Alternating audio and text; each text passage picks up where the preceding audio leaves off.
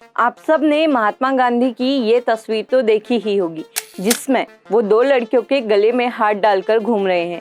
ये दो लड़कियां और कोई नहीं बल्कि महात्मा गांधी की पोतियां आभा और मनु हैं। इन्हें गांधी की वॉकिंग स्टिक्स भी कहा जाता था। लेकिन महात्मा गांधी ने इन दोनों और आश्रम में रह रही महिलाओं के साथ कुछ ऐसा एक्सपेरिमेंट करा जिसे जिस भी शख्स ने सुना वो हैरान रह गया। नमस्कार, मैं रक्षिता आज आपको कहानी सुनाने वाली हूँ महात्मा गांधी के उस शर्मसार कर देने वाले एक्सपेरिमेंट की, जिसे आज तक खूब क्रिटिसाइज किया जाता रहा है।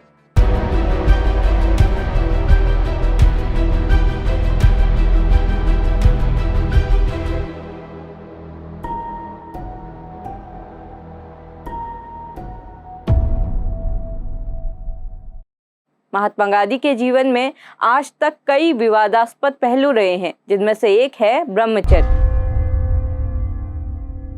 महात्मा गांधी ब्रह्मचर्य को लेकर कई प्रयोग करते रहे।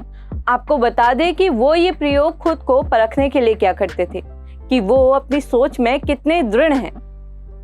13 साल की उम्र में महात्मा गांधी का विवाह कस्तूरबा गांधी से हुआ। कस्तूरबा गांधी और अपने रिश्ते के बारे में अपनी किताब the story of my experiment with truth में गांधी लिखते हैं कि 13 से लेकर 19 साल की उम्र तक हम सिर्फ 3 साल तक ही साथ रहे होंगे और 18 साल की उम्र में विलायत जाने के बाद हमारे बीच में लंबे समय का वियोग रहा।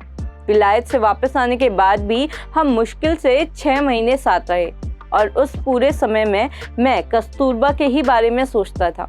मेरे मन में एक ही विचार चलता रहता कि कब रात हो और कब हम मिलें। उसी दौरान मेरे पिताजी बीमार पड़े। उनकी देखभाल के वक्त भी मेरे दिमाग में भोग विलास की ही बातें चला करती थी। इन बातों ने आगे चलकर मुझे काफी ग्लानि दी।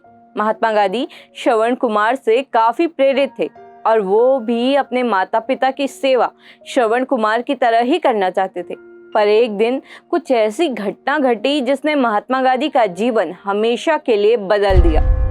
रात के 11:30 बज रहे थे।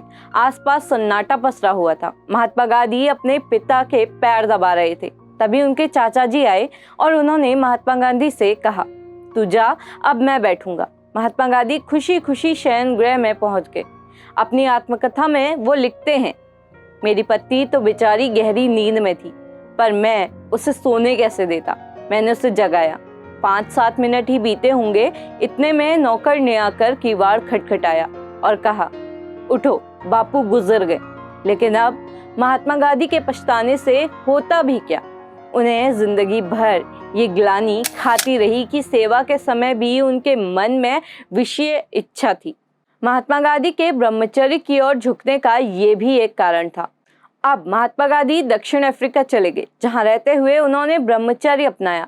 लेकिन इसके बाद उन्होंने अपनी सोच की दृढ़ता को परखने के लिए एक अनोखे प्रयोग का सहारा लिया, जिसे ना तो तब का समाज अपना पाया था और ना ही अब का अपना पाया है। गांधी के इस प्रयोग को लेकर वो आज तक बहुत क्रिटिसाइज किए जाते रहे हैं। अपने इस प्रयोग के लिए वो लगातार कई महिलाओं के संपर्क में इस तरह रहे थे जिसे सामाजिक तौर पर स्वीकार नहीं किया जा सकता है। संपूर्ण गांधी वाङ्मय में गांधी ने खुद इस बात का खुलासा किया है। गांधी ने अपने पर्सनल सेक्रेटरी प्यारेलाल नैयर को एक पत्र लिखा जो S-to-S छपा हुआ है संपूर्ण गांधी वाङ्मय में। उसमें लिखा हुआ है, मैंने उसे यानी कि मनु को अपने पास सोने दे रहा हूँ। वो बिना कोई कपड़े पहने सोती है, लेकिन गहरी नींद सोती है। जब भी कोई काम हो उसे जगाना पड़ता है, चाहे 2 बजे हो या 3 बजे। मैं इसे अच्छी निशानी मानता हूँ कि वो इस तरह सो पाती है। वेद मेहता ने अपनी किताब Mahatma Gandhi and his apostles में इस प्रयोग पर कई बातें लिखी हैं, जिसमें उन्होंने बताया है कि सिर्फ मनु ही नहीं बल्कि मनु जैसी ही और महिलाएं भी गांधी के इस एक्सपेरिमेंट का पार्ट थी। जैसे सेवाग्राम आश्रम में 69 साल के गांधी करीब 24 साल की सुशीला के साथ स्नान किया करते थे, जिसे लेकर सेवाग्राम आश्रम में खलबली मच गई। शंकर शरण द्वारा लिखी गई किताब गांधी के ब्रह्मचर्य प्रयोग के अनुसार आश्रम के मैनेजर मुन्नालाल शाह को लिखे एक पत्र में उन्होंने ये बात खुद मानी है। वो लिखते हैं, आभा मेरे साथ 3 रातें सोई, कंचन सिर्फ 1 रात। वीनस का मेरे साथ सोना एक दुर्घटना ही है।